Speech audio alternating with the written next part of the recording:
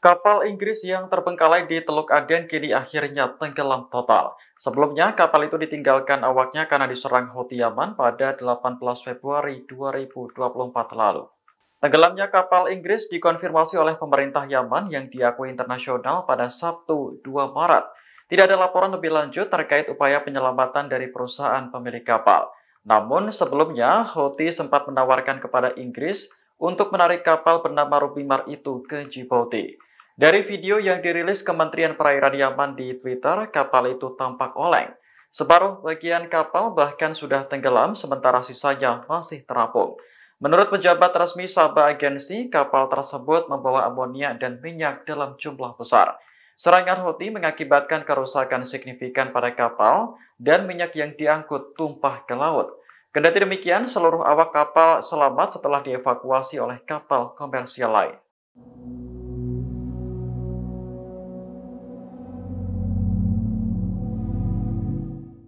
Amerika Serikat akhirnya meminta maaf kepada Irak atas serangan di Baghdad pada 2 Februari 2024 lalu. Diketahui serangan itu menewaskan sedikitnya 16 orang. Menteri Luar Negeri Irak Fuad Hussein mengatakan Amerika meminta maaf karena tidak memberi peringatan sebelum serangan. Padahal serangan terhadap Baghdad merupakan pelanggaran terhadap kedaulatan negara. Meski sudah meminta maaf, Hussein tidak menyebutkan bagaimana tanggung jawab Washington atas kejadian tersebut. Adapun serangan di Baghdad merupakan pembalasan atas tewasnya 3 tentara Amerika di perbatasan Yordania dan Suriah akhir Januari lalu. Selain menewaskan 3 tentara, serangan pesawat tak berawak itu juga melukai 40 tentara lainnya. Washington secara lantang menuduh militan Irak yang didukung Iran sebagai dalang di balik peristiwa itu. Pembalasan pun akhirnya datang pada 2 Februari menargetkan Irak dan Suriah. Amerika meyakini target yang diserang berafiliasi dengan Garda Revolusi Islam Iran.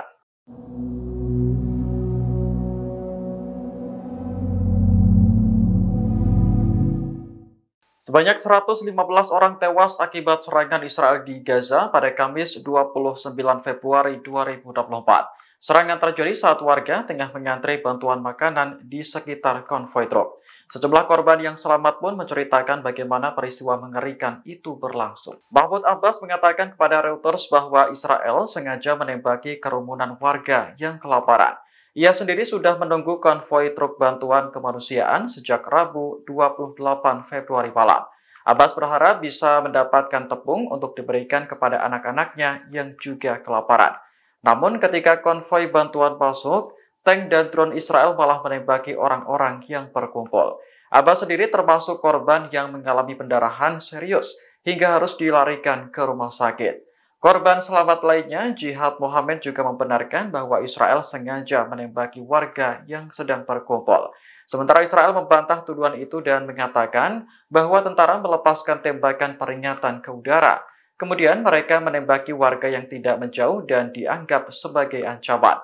Israel mengklaim sebagian besar korban tewas bukan karena ditembak, melainkan terinjak atau terlindas.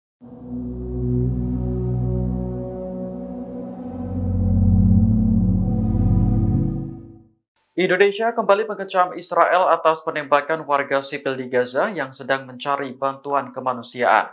Diketahui penembakan ini menewaskan sedikitnya 115 warga Palestina. Dalam unggahan di media sosial X pada Sabtu 2 Maret 2024, Kementerian Luar Negeri Indonesia mengecam keras tindakan Israel. Indonesia lantas mempertanyakan kepada Dewan Keamanan PBB, apakah tragedi kemanusiaan ini belum cukup untuk menyepakati gencatan senjata. Kementerian Luar Negeri juga mengingatkan bahwa tidak ada satupun negara yang berada di atas hukum. Indonesia sebagai negara yang sejak awal mendukung kemerdekaan Palestina, mendesak seluruh negara untuk berhenti mempersenjatai Israel. Diketahui penembakan warga sipil yang sedang mengantri bantuan kemanusiaan terjadi pada Kamis 29 Februari. Salah satu korban selamat, Mahmud Abbas, mengatakan bahwa Israel sengaja menembaki kerumunan warga yang kelaparan. Sementara Israel berdalih tembakan dilepaskan ke udara dan baru diarahkan ke warga yang tidak menjauh karena dianggap sebagai ancaman.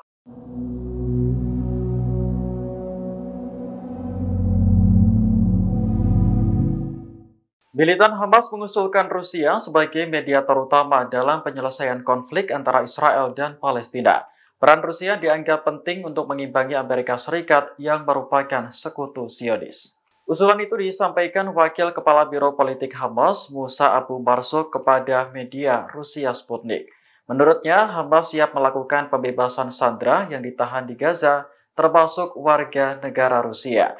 Namun, hal itu berlaku jika kejahatan senjata kembali diberlakukan. Namun faktanya, hingga saat ini tidak ada kesepakatan apapun yang dicapai terkait perang di Gaza.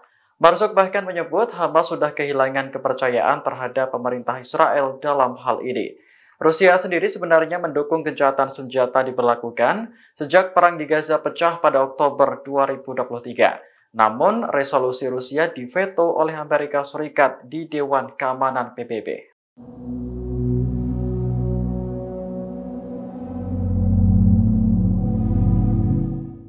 Menteri Luar Negeri Rusia, Sergei Lavrov, menyoroti rencana Israel yang ingin menyerang kota Rafah.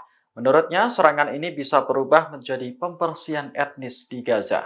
Hal itu disampaikan Lavrov di sela-sela forum diplomasi Antalya di Turki pada Sabtu 2 Maret 2024. Menurutnya, ada banyak inisiatif mengenai gencatan senjata untuk mewujudkan perdamaian. Namun, pernyataan pemimpin Israel menunjukkan bahwa mereka tidak mengubah tujuan untuk melenyapkan Hamas. Bahkan, perwakilan Barat pun bertanya-tanya bagaimana tujuan ini bisa dicapai 100%. Terlebih, para jenderal dan menteri Israel mengatakan bahwa semua orang di Gaza adalah Hamas.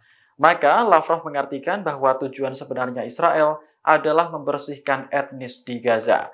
Saat ini, Rafah menjadi tempat perlindungan terakhir bagi jutaan penduduk Gaza yang menjadi korban perang.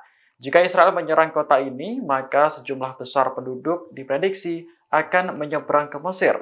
Padahal, Kairo berulang kali menyatakan bahwa perpindahan massal ini tidak boleh terjadi. Download Tribun X sekarang, menghadirkan lokal menjadi Indonesia.